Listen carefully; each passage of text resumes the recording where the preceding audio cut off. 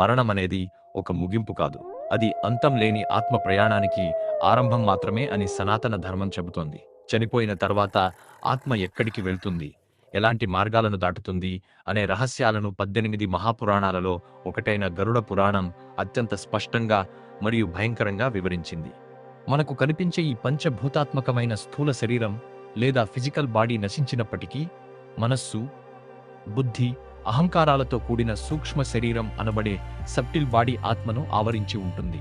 గరుడ పురాణం ప్రకారం ఒక వ్యక్తి చివరి శ్వాస విడిచే సమయంలో అతని జీవితకాలంలో చేసిన కర్మల ఆధారంగా ఆత్మ ప్రయాణం మొదలవుతుంది. పుణ్యకార్యాలు చేసిన వారి ప్రాణాలు ప్రశాంతంగా ఊర్ధ్వముఖంగా వెళ్తే, పాపకార్యాలు చేసిన వారి ప్రాణాలు తీవ్రమైన భయాందోళనల మధ్య అధోముఖంగా బయటకు వస్తాయి.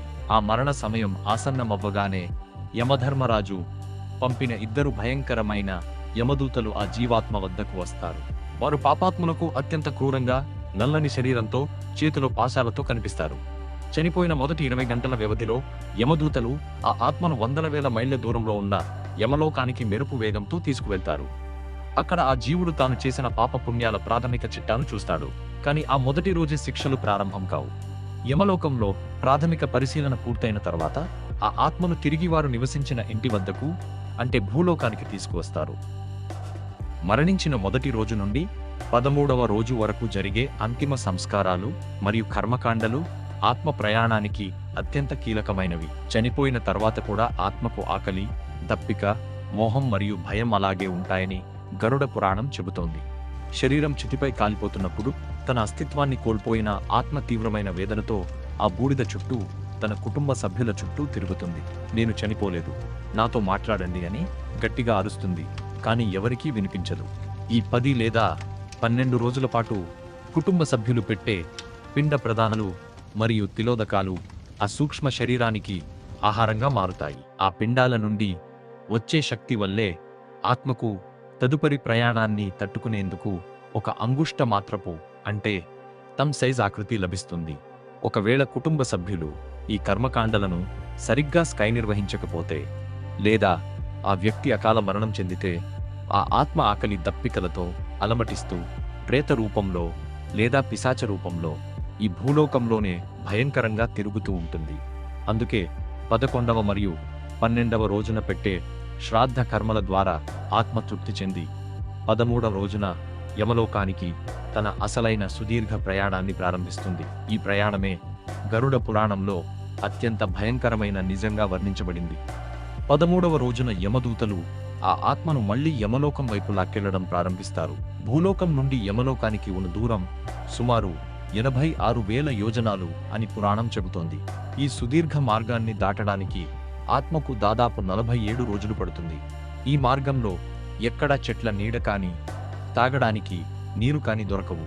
కేవలం ఇసుక తిన్నెలు, మండుతున్న ఎండ లేదా దట్టమైన చీకటి మాత్రమే ఉంటాయి. పాపాత్ములైన వారు ముళ్లబాటల్లో రక్తం కారే పాదాలతో యమధన కొరడా దెబ్బలు తింటూ నడవాల్సి వస్తుంది. ఈ భయంకరమైన యాత్రలో ఆత్మ తాను బ్రతికి ఉన్నప్పుడు చేసిన ప్రతి తప్పును గుర్తు తెచ్చుకుంటూ తీవ్రంగా పశ్చాత్తాపపడుతుంది. ఈ మార్గంలో ప్రయాణించేటప్పుడు ఆత్మకు ఎదురయ్యే అతిపెద్ద అడ్డంకి వైతరిణి నది. ఈ రివర్ వైతరిణి సాధారణ నీటితో ప్రవహించదు.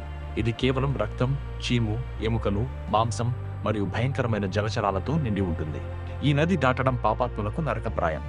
జీవించి ఉన్నప్పుడు గోదానం లేదా కౌ డొనేషన్ చేసిన వారు, సత్కర్మలు ఆచరించిన వారు ఒక పడవ సహాయంతో ఈ నదిని సులభంగా దాటగలరు. కానీ పాపాలు చేసిన వారు ఆ నదిలోని వేడి రక్తంలో మునుగుతూ, అక్కడున్న రాక్షస జలచరాల దాడికి గురవుతూ, తీవ్రమైన వేదన అనుభవిస్తూ ఈదుకుంటూ వెళ్ళాలి. ఈ 47 రోజుల సుదీర్ఘమైన మరియు కఠినమైన ప్రయాణం ముగిసిన తర్వాత ఆత్మ చివరకు యమధర్మరాజు కొలువున్న యమపురికి చేరుకుంటుంది. అక్కడ సర్వజీవుల కర్మలను నిరంతరం గమనించే చిత్రగుప్తుడు ఆ ఆత్మ భూమిపై చేసిన ప్రతి చిన్న మంచి పనిని, ప్రతి భయంకరమైన పాపపు పనిని లెక్కగట్టి యమధర్మరాజుకు వివరిస్తాడు. ఇక్కడే అసలైన న్యాయ నిర్ణయం జరుగుతుంది. గరుడ పురాణంలో జీవుల పాపాలకు అనుగుణంగా 28 రకాల ఘోరమైన నరక లోకాలు లేదా టెర్రిబుల్ హెల్స్ గురించి ప్రస్తావించారు. ఉదాహరణకు, ఇతరులను మోసం చేసి వారి ఆస్తులను లాక్కున్న వారికి తామిశ్రం అనే నరకంలో కొరడా దెబ్బల శిక్ష పడుతుంది.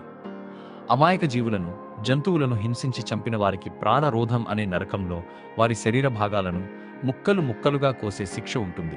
స్వార్థం కోసం, కేవలం ఆనందం కోసం ఇతరులకు ద్రోహం చేసిన వారిని కుంభీపాకం అనే నరకంలో మరుగుతున్న వేడి నూనె బాణలిలో వేసి వేయిస్తారు.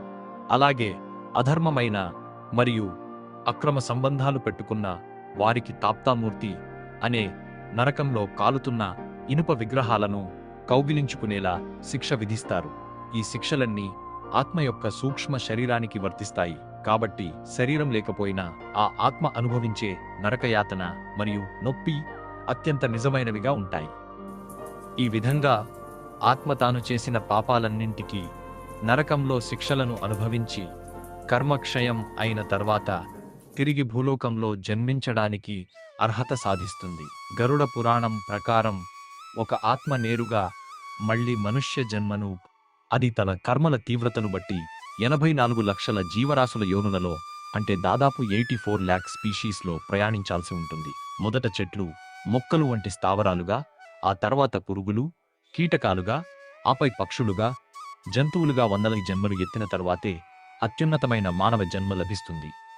ఒకవేళ ఆ వ్యక్తి బ్రతికి ఉన్నప్పుడు కేవలం పుణ్యకార్యాలు, దానధర్మాలు మాత్రమే చేసి ఉంటే అతను వైతరిణి నదిని సులభంగా దాటి పితృలోకానికో లేదా స్వర్గలోకానికో చేరుకుంటాడు.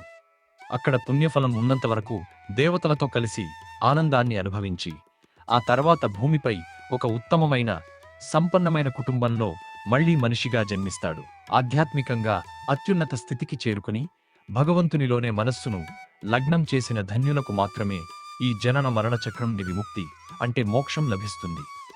ఈ విధంగా గరుడ పురాణం చెప్పే మరణానంతర నిజాలు కేవలం భయపెట్టడానికి కాదు, మనిషి బ్రతికి ఉన్నప్పుడే ధర్మ మార్గంలో నడవాలని, కర్మ సిద్ధాంతాన్ని గౌరవించాలని హెచ్చరించడానికి ఉద్దేశించబడ్డాయి. మనం చేసే ప్రతి పనికి ఇక్కడే కాదు, మరణించిన తర్వాత కూడా సమాధానం చెప్పుకోవాలనేదే గరుడ పురాణం మనకు అందించే పరమార్థం.